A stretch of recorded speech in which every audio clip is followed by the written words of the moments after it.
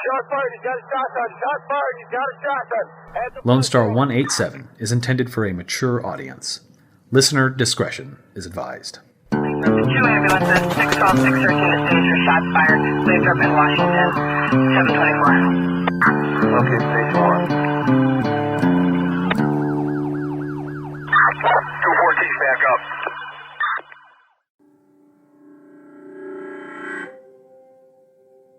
We are Lone Star 187, two sisters that love listening to true crime podcasts and decided to give this shit a try. Since we are Texas through and through, we will be researching murders across our Lone Star state. 187 is slang for the penal code for homicide. Since police codes are unique by city and county, we decided to simply use something that most people would get. We know this code isn't specific to Texas, but hey, we like it and it's our podcast, so we do what we want.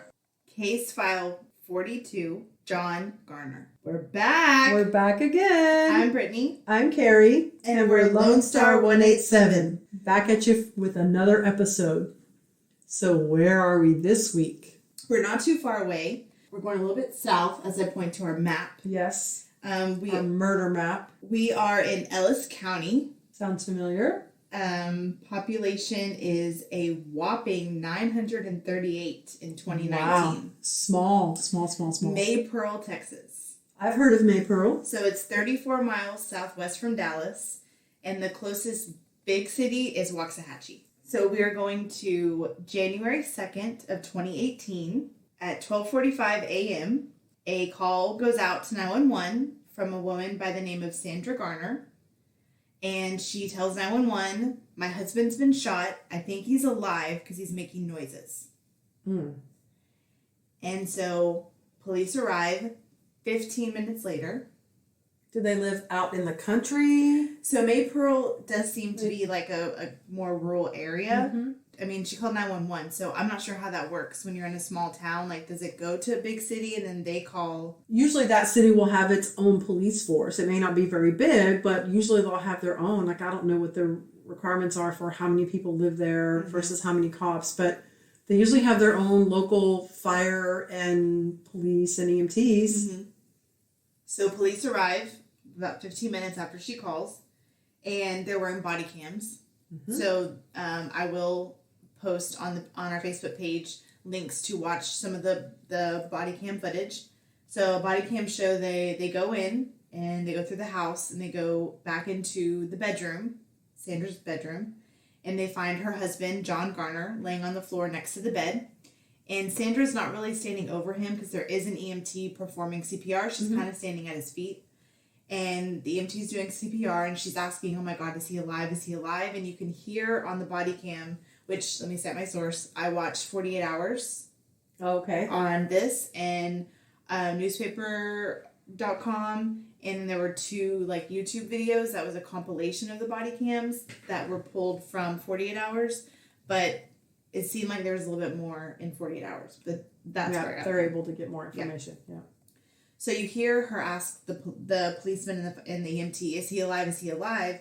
And the policeman's like, wow, he's still warm. And the EMT's like, yeah, but he's gone. And so you hear her scream, obviously. And the policeman says, no, ma'am, I'm sorry. And so she screams and she's like, you've got to get him. You've got to get him.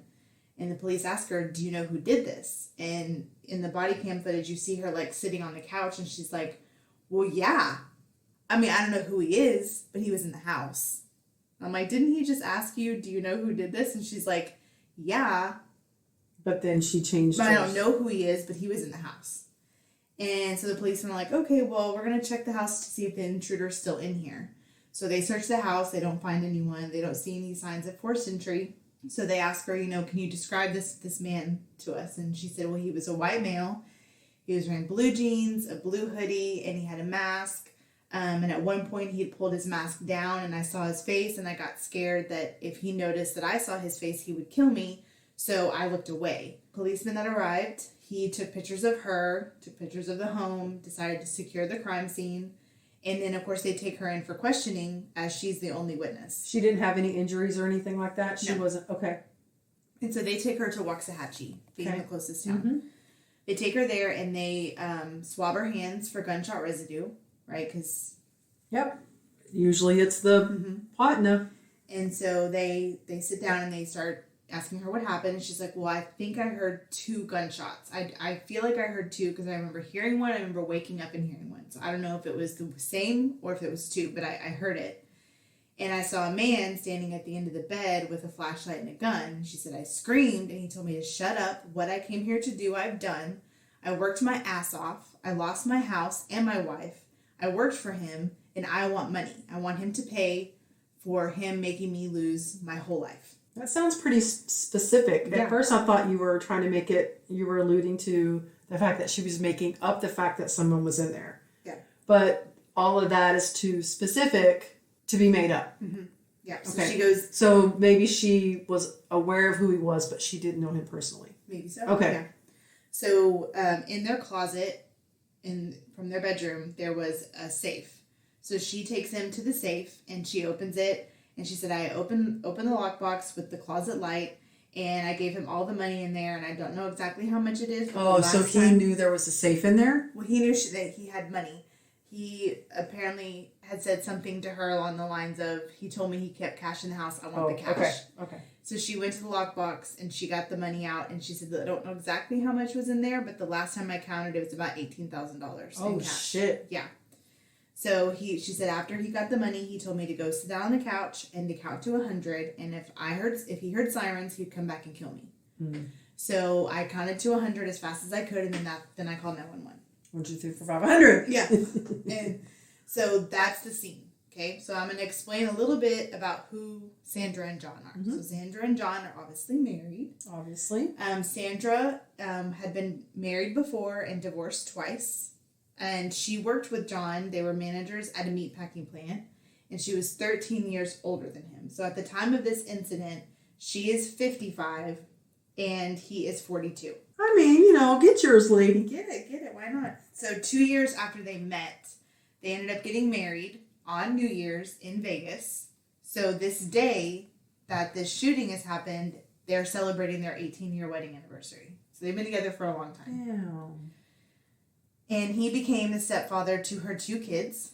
And her older child, I think the older one, was a girl. And she was not fond of John at first. She didn't like the fact to have a stepdad. She didn't want part of that at all. That's pretty common. But in 2014, which was 4 years prior to this happening, Sandra is diagnosed with MS. And she's really sick.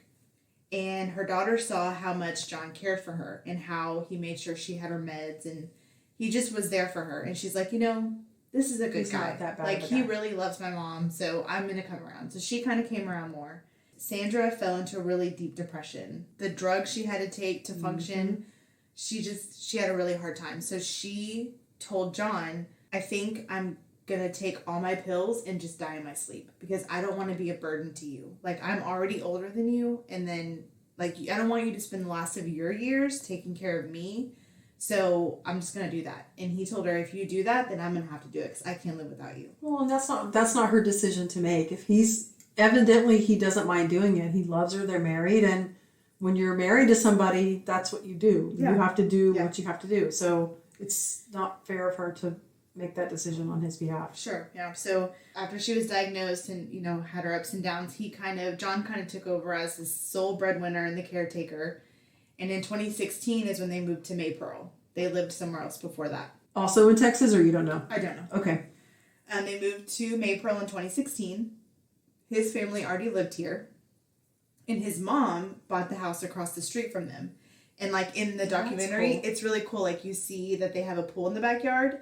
And, like, they are just having so much fun. And John's sister talks about, in the documentary, how, like, they had pool parties. And, like, they'd run back and forth from the houses. Because they were literally across the street. And they were, like, the only houses for miles. So they had, like, their own little, That's like, really commune cool. almost, right? So everyone knew that John loved his job. And he was a really tough boss. And he had no problem firing you. He was like Donald Trump. You're fired. That's it.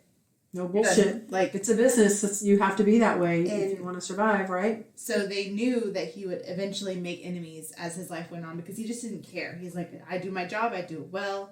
I also, like, am no nonsense. So if But you're I not mean, gonna- I'm sure he didn't fire people that didn't deserve it. I'm sure if Exactly. you were a good hard worker, then you got to keep your job. So if you got fired, you probably deserved it. Absolutely. And being pissed at the boss that fired you doesn't doesn't make it go away. No, not at all. Be a better employee. Yeah, do better, people. Yeah, do your fucking job. He was described as a wild and crazy guy. He was on antidepressants. Wild and crazy guy.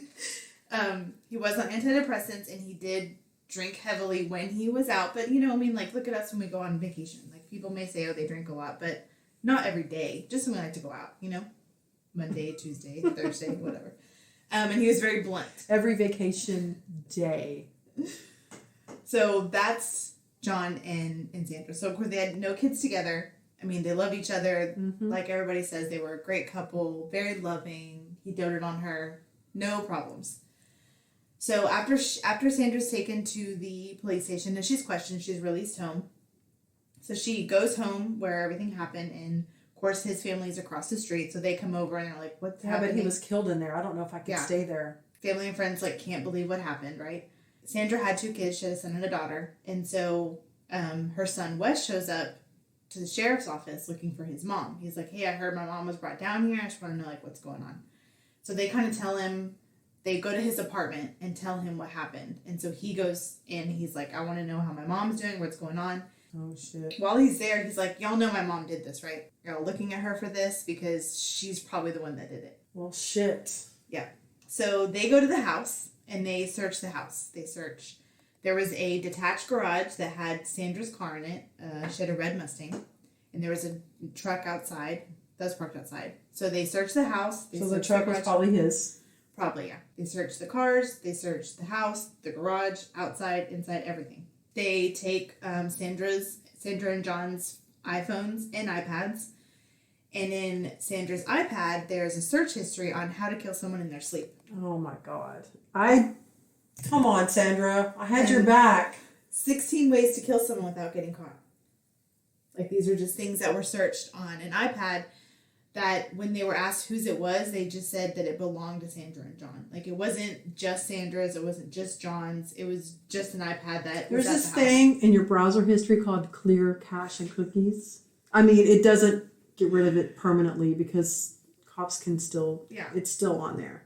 But you go to a freaking library and you search that. You don't search that on your own shit. No. Being good old Texas boy, John, he loved his guns. Would you like to care to guess how many guns he had in his house? Let's see. I'm going to say 28. He had 49 pistols. Oh shit, I wasn't even close. And 12 rifles. 60. So everywhere you were in the house, there was a gun. And Sandra said he did that because he never wanted to be surprised. If he was on the couch watching TV, he wanted to have a pistol near him. If he was in the kitchen making dinner, he wanted to have a pistol near him. He wanted to have one anywhere, laundry room, anywhere. Except for one weapon was missing, a .38, which is also what he was shot with. So he was shot with his own gun. So whoever came in to shoot him Forgot a weapon? Didn't bring their own weapon. This happens a lot. That's true. Excuse me, people out there that commit crimes. Bring your own shit. Don't use the kitchen knives in the fucking kitchen. Don't use their own gun. Could you make a list next Bring your time? own shit.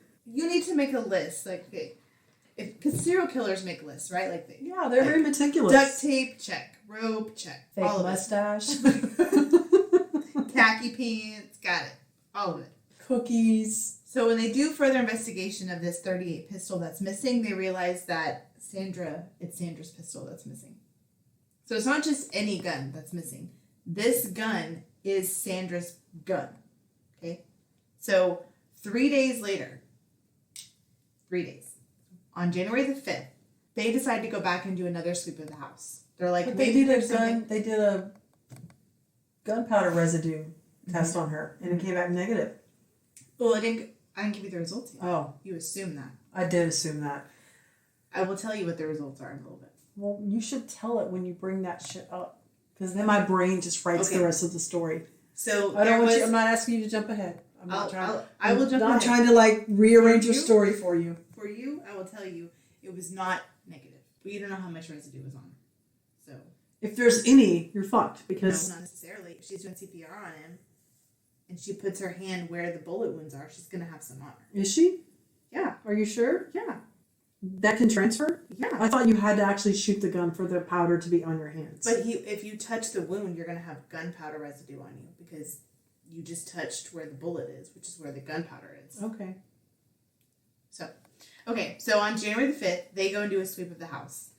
And when they go into if there was gunpowder residue on her at the first, then why did it take them so long to actually think it was her? Why did the son have to come forward? Could you let me tell you? I'm sorry. She's so rude. Y'all come get her. Do something with her. So they decided to do another sweep of the house. Okay. And This is 3 days later, right? 3 days later. Okay. So when they go back and they go into the detached garage, Sandra's Mustang is locked. Okay. And so they're like, well, we need the keys. So Sandra's eating dinner across the street at her in-laws' house. So they go over there, and as she's eating, they tell her, we need the keys to your Mustang. And she's like, no, fuck off. You can't have my keys. Oh, you can't. Yeah, you need to be cooperative. She's like, I can't believe you're in here looking at me for this murder.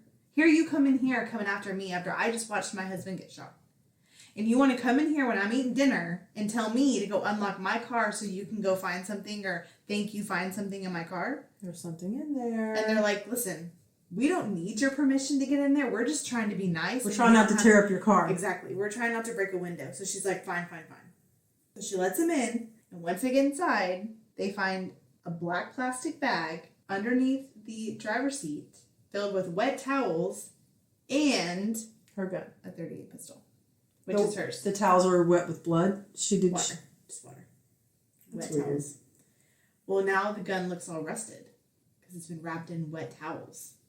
So they wipe it. There's no DNA, no fingerprint. Yeah, but they can still do that shot test to see if the bullets that they found in him match the bullet, the markings on the bullet. But we don't know who fired it.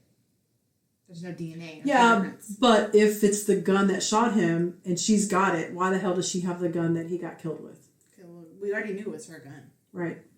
But the killer didn't bring his gun with him, so of course it's her gun. So the killer hid the gun in wet towels in her car? Uh-huh. I'm trying to swipe my non-swipey screen. Dumbasses. Why wasn't it there 3 days ago? They searched that car. They searched the garage. Good question. There was no Because she thought they weren't coming back. She had it hidden somewhere else, maybe in the wash, or it was in the washer. She was washing a load of towels and she threw it in there. Smart. That's very good. Smart. She hid it in there while they were there. Smart. She was washing towels. She threw them in there, and then after they left, she's like, "Fuck, I gotta get these out of here." So she just took the whole thing and stuck it in a bag and put it in her car. So the whole family across the street comes out, right? And they see this happen, and everyone's like... And this is his family. Yeah, they're like, we hate her. She did it. Like, she obviously had to do it. Because why would the gun that killed my brother and my son and, my uncle be in her car? I gotta admit, I would be suspicious too. And why would a killer leave the house, go into a detached garage? Because this was my thing, is I was thinking, okay, well, let's say it was in the garage and they had to run through the garage to get out and they just wanted to toss it in the car. I could see that if, like, the window was down, it was convenient. But this is a detached garage. And the car was locked. Well, the second time it was locked. Before it was not locked. So family's upset, and so Sandra is obviously arrested and taken down to the station, and she speaks to a Texas Ranger, and they ask her about the gun. And when you watch the interrogation, she is like adamant. She's like, I don't know how the freaking gun got there. Is my bun going crazy? Mm-hmm. Are you watching my bun? Yeah, it's fine. It's telling a really good story. And they ask her about the gun, and she's like, I've never put the gun in my car. I don't have my handgun license, like, to take it out of the house, like, to go places with it. So I would never put it in my car. That makes no sense. So while they're talking to her, they go check it, and the gun is a match. Of course it is. That's what it was. We knew it would be. So they arrested her for murder. And John's family's like, yay! They put her bond at $2 million. Okay. And they say, like, you're obviously not going to get out. Mm-hmm. So while she's in jail, they go talk to her son, Wes. And you know what he tells them? He tells them that before he knew that they found the gun under the seat, they had asked him if he knew anything about the crime or if his mom had said anything. And he tells them she keeps her pistol under the front seat of her car. You should check the Mustang in the front seat of her car. That's why they wanted to look in the car. That's why they were so adamant about checking her car. So he knew where the weapon was. Why does he know? How does he know anything about anything? He's involved. He's got to be, right? That's what I was thinking. They're going to split the money. What money? Was it about money? The $18,000 that was stolen. The amount of whatever, they don't know how much was in there. They don't know how much was in there. It was just gone. He took care of her. Sandra's attorney. I'm already pissed. All right, I'm done. No, Okay. here Fuck we this go. story. She's gonna throw herself on the floor. Shit. So Sandra's attorney, his name is Tom Pappas. He gets ready for trial, right? Because she's being charged. So September of 2019. So a year and a half later, almost a year and 7 months later, her trial starts in Waxahachie. And she's been in jail this whole time, obviously. Yes, because she can't afford bail, and nobody's going to bail her out. Nobody's going to bail her out. No. And she looks like an old grandma when you look at the picture in the video, because she dyes her hair all the time, but when she's in jail, she can't. So she's like white-headed. So she looks like an old lady. So I'm like, well, this is going to make her look like a saint. Like, she looks like someone's grandma. It's going to be hard for them to look at her and be like, oh, she's a cold-blooded killer, you know? They felt confident Facts, though. They felt confident that, yeah, they can show the weapon was hers. They have no proof and no motive. Like, what's her motive? Like, she needed him. She needed him to take care of her financially. It's true. It's going to be hard emotionally, right? And so killing her, like, what did she get out of it, right? So the only thing they really have is that the weapon was hers and the search history. That's really all they have, right? So Chief Boyd... And the search history may not stick because the iPad was shared amongst other people. Right. So she can easily say, well, he was trying to kill me, so I killed him first. This kind of goes back to what we were talking about earlier when we did the live feed and what we've talked about many times before about, like, shoddy police work. So Chief Boyd Norton was the policeman that was sent to the scene the night of the crime. Okay, and does he work for the city of Maypearl? Correct. Okay, so they do have their own police department. Yeah. Okay. Yeah. So he's like, in all the years, I've never been in this type of situation. So you would think as an experienced cop, he'd be like, whoa, I'm out of my element. Let me call Waxahachie, who's had to deal with this before, I'm sure, being a much bigger town. Mm-hmm. No, he just kind of like winged it. Being an experience. He jacked with the scene. This is a total cluster. He admits, even in the interview, he's like, I fucked up. Like, oh, at least he owns it. Like, you got to respect him for that. At least he didn't try to lie or cover it up. Yeah. So he didn't secure the crime scene. Like, he let people walk all through. He didn't secure the crime scene. He didn't even put the tape outside correctly. So whenever other people got there, they couldn't figure out which house to go to or like where the house was because it wasn't taped off right. Usually when something like that happens, as soon as they arrive on scene, they take the person of interest, or could be, and go put them in the vehicle, right? They let her to roam around the house free. That's probably when she got rid of the gun. And they probably right under their nose. They didn't bag her hands. So if she went and washed her hands, or if she went and did whatever, that gunshot residue would be gone. Usually they bag them so that stuff doesn't go away. But they didn't arrive for 15 minutes. She had plenty of time to hide the gun, wash her hands, change and even when they got there, it sounds like even when they got there, she could have done what she wanted. If they were in the bedroom where he was, she was probably able to do whatever the hell she wanted. And so there was gunshot residue on her, but it was minimal. It was minimal enough to say that it was doing transferred. Chest compressions and where it was found was consistent with when she was doing CPR. So it's not impossible that it could have been that. Okay. Like she could have shot him, washed her hands, or wiped her hands with the residue, or maybe worn gloves when she shot him, and then did chest compressions, and that's why the minimal was on her. He failed to preserve the crime scene when the EMTs were coming in and out. Instead of going to his car and getting a camera or waiting for CSI to get there to take pictures, he used his personal phone to take pictures of Sandra, John, and the crime scene. Then his phone crashed 2 days later, and he lost all the pictures of the crime scene. That girl is lucky. When CSI got there to take pictures, it was 8 hours after the murder had happened, and like a circus had gone through there. Of course. So the pictures that they took were 8 hours post-incident. And there was probably tracks everywhere, blood everywhere. And whenever they got the warrant or when they decided to go back and search that Mustang, usually they don't search it on site. They seize it, they take it, and they fingerprint it. So they never fingerprinted the Mustang. They never fingerprinted anything in that garage. They just went into the car, got the gun, and was like, look what we found. Do you think she knew? I don't know. I think that's a situation where she just got lucky. I mean, clearly it didn't help her. She's already... I don't know the outcome, but what's still. her motive? Like, how does it benefit her? I don't know yet. It's going to come out though, right?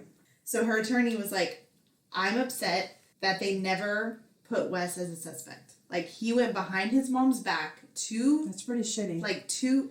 Was he doing it to get the heat off him? Did he do it? Did he go Possibly. in there? And maybe she didn't recognize him because of all the turmoil happening. But then I feel like it's your son. You should know who your son is. You should know his voice. You should know who it is. But then again, like, you're awoken in the middle of the night and, like, this guy's yelling at you, you know? Like, could it have been her son? You know? I don't know, right? So the only way that would work is if they were in on it. There's no way you can tell me that her son could come in there and she would not recognize him. Yeah. So a mother knows. Yeah. Even the feeling, like someone Yeah, I love you and know, know. can like walk in a room and I'm like, You just sense them. That's one of my sisters. I'm not Yeah. sure which one, but it's one of them, right? Yeah. I could just tell. Wes had thrown shade at her story and her disloyalty and was like, you know, she never really loved him and like he was just completely making her seem like this awful person. And the other thing is that the night of the murder, he had been at their house that evening. Wes had access to the devices just like they did that was searched on. And the other thing is that Sandra took her meds early and she was in bed early. And neighbors had even said, and even his family attested, and like their like activity on Facebook and stuff like that, all agreed that they were usually in bed by 9:30. Wow. And these searches were done at midnight. Did the daughter live with them too? Yeah. She lives away. On her own. Okay. So who did searches at midnight? Maybe they woke up and did it. Who knows, right? But someone did searches at midnight. When they asked Wes, where were you the night of the murder? He's like, oh, I was at home Netflix and chilling, drinking some Bud Light, watching Netflix, hanging out. They're like, oh, okay. So they go and look at his phone records. These motherfuckers don't know the difference in time zones. So when they initially looked at his phone records, they're like, he has an alibi. It wasn't him. Well, then whenever they go back and look at him again, they're like, oh, this is Eastern time, not Central time. So we don't know where he was during those hours. Was he in Texas at the time? Yeah. And they live in Texas. Yeah. So why is Eastern time even being brought up? It should all be Central. I don't get it. Whenever they printed the report, the time zone they printed it in was in the wrong time zone. So when they looked at it, it looked like he was at home Netflixing during the murder. This But is some Barney Fife shit. seriously, It's wrong one time zone, bullet. right? Oh my God. So Sandra takes the I've stand. looked at my phone records, but it's never asked me if I want to print it in a different time zone. Okay. Anyway, I'm sorry. So Sandra takes the stand, and she gives her testimony. She feels like if I don't give what happened, then you know. So the jury deliberates. So does she tell the same exact story that she told the cops? Mhm. So she hasn't faltered. She's telling the same story. She's got it down to a T. Okay. Mhm. So you asked me how long do I think they deliberated? What do you think their verdict was? I think they're probably going to say she was guilty. Not guilty. What? So she gets sent home. Well, I mean, honestly, I was probably clearly I was wrong. They don't have a lot of evidence. She had the gun. That's it. And she never Did she admitted have the gun? the gun was in her car, and that's where she But kept she wasn't it. driving her car. But that's where she kept it. That's what She the didn't- son said. But that's not what she said. What did she say? That she never kept her gun in her car. Oh, okay. That she didn't have a CHL. There was no reason for her to keep it in her car. She'd be in trouble if she kept it in her car. So she's released. His family not talk to her. Of course not. associate with But her. they still live across the street from each other, and she's still able to live in the home where he was shot. Well, she's still able to live there, but his family ended up moving out. They They couldn't moved. stand Yeah, I'd be being the same across way. the street from her anymore. Wes has been exiled from her family. Like, nobody talks to him because of what he did. But you know who he does talk to? John's family. He's very close to them. Well, because he is wanting him to buy the story that she did, Mhm. so that he can still. So now there's no justice for John. No one is going to go down for his murder because That's it. that's it. That's how it ends. That's how it ends. You're fucking kidding me. No. So And both so- of them are scot-free. They Yeah. never tried to do anything with Wes. He was never questioned. He was questioned. Did they check his hands for gunpowder residue? No. Not at the time. Oh my God. Come on, Texas. Get your shit together. Can you believe it? When I was Oh my in God. the 48-hour episode, they interview her. She's like, I have to be in that house because it's the closest thing to him. And she's like, why would I want to get rid of my husband who is going to take care of me the rest of my days? Why would I get rid of him? What reason could I So possibly... you think Wes did it? I don't know. I don't Because know I either. feel like if it was him as much as she loved her husband and hates him for doing that, why wouldn't she give up her son? Why not? Yeah. She's already exiled That's why him. I think she did it, because she's not... But what is she going to get out of it? I don't know. If she wanted that 18 grand, she could have taken it out and used it. You think that? I mean, I don't know. Things aren't always what they seem. Their marriage might not have been as great as everybody says it is. I mean, we don't know what happened behind the closed doors. Maybe he did get tired of taking care of her. Maybe he was for it. Maybe that's why he drank so much. It's just so weird. It is very weird. So weird. So did she ever talk about what she thinks happened? Does anybody ever interview her? Wes has something to do with it because she's in the interview. I think they're both involved. I don't know how or why. I don't understand the motive besides money, but and I mean, it seems like there's if they're not both involved, why is she protecting him? Even though it's her son. The only other theory that I possibly could agree with is maybe Wes wanted the money, and so maybe she's like, okay, you come to the house, we'll pretend like you're robbing, and you can use my gun and pretend like you're going to shoot us, and you can take the money in the safe and leave. We'll claim it on insurance. You can get out of any debt you have, and we can just claim it on our insurance, right? And I think maybe there was a struggle or something, and Wes shot him, and she couldn't tell the police what happened because then she'd be in for it. Yeah. So it's better to do this. That's what I mean when I say they had to be involved. She has to be involved somehow. But I think she was just doing it to help her son. I don't think he was supposed to be hurt. I don't feel like his premeditated death. Yeah, death. I don't think he was. That's why I think it was her gun, and I think she was like, just leave and get rid of it. And I bet he threw it somewhere. Maybe he threw it in like a lake or something. And a couple days later was like, oh God, what if they find it? And went and got it and just hid it in her car and like, oh, they've already searched here. They're not going to come back. So we'll just put it in her car. It's in the garage. Nobody will see it. We'll just put it here until we figure out what to do with it. But I feel something tells me that whatever scheme was going on, I don't feel like he was supposed to die or get injured. I think the gun was supposed to just to scare him. And I think, because I do believe that $18,000 is gone, obviously. Somebody has to have it. And did it come up in trial? I mean, just that the money was missing. Not that, because she showed them where the money was gone from. So someone took the money. It went somewhere. And it could have been way more than that, right? That's just how much it was last time she counted. I think together they made this plot. And I don't understand the Google searches. Maybe John did it, trying to get rid of her. That's what I'm saying. Maybe he wasn't happy, and they got in a fight, and maybe Wes showed up, and they were fighting, and he was trying to protect his mom, and they don't want that side of John. They don't want the public or even John's family to see that. But then why would you? I don't know. It's weird. It's such a weird story. And so how did you hear about it? 48 hours? It was requested. Nice. It's a good one. It's a good one. It's not one that I had heard of or knew about. When I first started watching it, I was like, "Ooh, it's different, right? Like it's always the husband that did it." So when I was listening to it, I was like, "Oh, badass! Like maybe he deserved it." And then I'm like, "Oh my God, this is like seems like such a great guy, right?" I mean, of course, we don't always know. If the daughter came around, he wasn't that bad of a guy because mother and son have a special bond, but mother and daughter have an even more special bond. So, like, if the daughter can come around, then he wasn't such a bad guy. Especially after with her being so sick and everything. An awful diagnosis. That takes a lot. I mean, that's a debilitating disease. I mean, you can be in bed for days and not even be able to move. No. And then you have days where you feel great and you stick to those days as long as you can. Yeah. So, I mean, I just don't, I've always been big on motive. Like, what are they going to get out of it? Her losing him, she doesn't really get much out of that. I mean, even if it was a toxic relationship, I mean, she'd been married twice before and divorced, so she knew what to do if she was in a toxic relationship. Yeah. Granted, she's older and she's got MS, so it's going to be harder to find somebody to take care of her, but him being out of the picture permanently means no one's there to take care of her. So and her kids were grown and not even living at home, so she would have been all alone. Right. And so what benefit does she have to kill someone or to kill her husband? I just don't. There's always a motive. Like, what pushes you to make this decision? And I just don't feel like there's any motive. Money is the only... For her, just to help her son, I guess, like you said. I mean, that's a pretty good theory.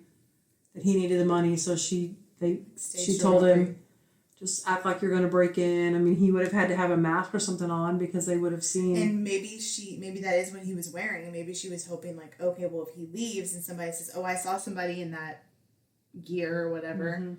Because he was at the house that night before everything happened. So it's not a long shot that could be. And then his phone records don't show him to be at home when he said he was home.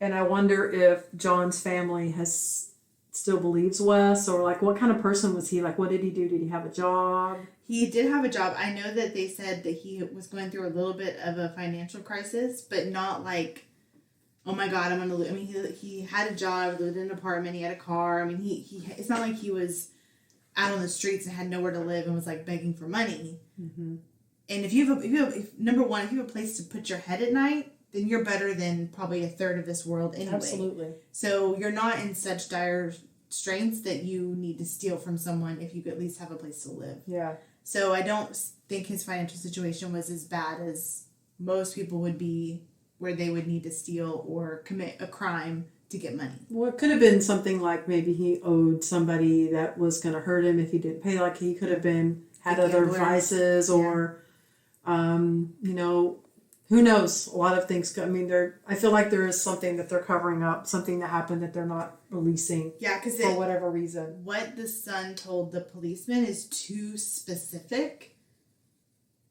to say, oh, she keeps her pistol under the front seat of her Mustang. You know, like that's so specific that they were just there and it wasn't there and now it's there. You know? Oh, the other thing is that Wes had made a comment to someone in the family. I don't know who, but in the documentary it says that he had made a comment to someone that he thought he was in John's will. And when John passed away, he didn't get any money. That's it. Maybe between the money that was in the safe and whatever life insurance John had, or whatever money he thought was coming to him. So it was about money. And I think that's why maybe he turned on his mom a couple days later when he found out he wasn't in the will. That makes sense. It wasn't worth it for him at that point. So yeah, that's the story of John Garner. Damn. It's a bunch of bull. It's bullshit. It's... poor John. It's so sad. And he's a handsome guy too. And I feel bad for the wife too, but like she let it happen. Yes. Yep. Rest in peace, John. John Garner. John Garner, rest in peace. And we're sorry for your loss, John's family and Sandra, but I think somehow she was involved, whether she helped cover it up or facilitated it or asked her son to do it because she couldn't. I don't know. It's BS. Yeah. Because there's no justice for him now. We like to see justice. He didn't just get a bullet in his chest for no reason. Like somebody did it. And somebody knows who did it. And even they ask Sandra Garner in the 48 hours, they say, so you've been tried and you've been found not guilty. So even if, like O.J. Simpson, even if we were to ask you right now, you can't be charged again. Did you kill your husband? She's like, absolutely not. He was my caretaker. He was the love of my life. It took me 3 marriages to find him. And he was my third luck charm. Why would I get rid of him? I love him. It makes me feel like whatever plan she had devised with her son was not meant to result in the death of her husband. Yeah. And I think she waited until he left to call 911. I agree. I think she knew it would be a while before they got there because of where she lived. They really did get lucky on the lack of effort and procedure on the police department's part. Barney Fife arrived. Because if they had their shit together, it might have been a different outcome. I mean, they both would still be in jail. I'm sure. I feel like they would got the other one as an accomplice somehow. Whether you're covering up or even if you weren't even if you weren't directly involved, you're involved in some capacity, even if you're covering for him. Agreed. All right, that's a wrap. So that's a wrap. All right. All right. Bye, y'all. Bye, y'all.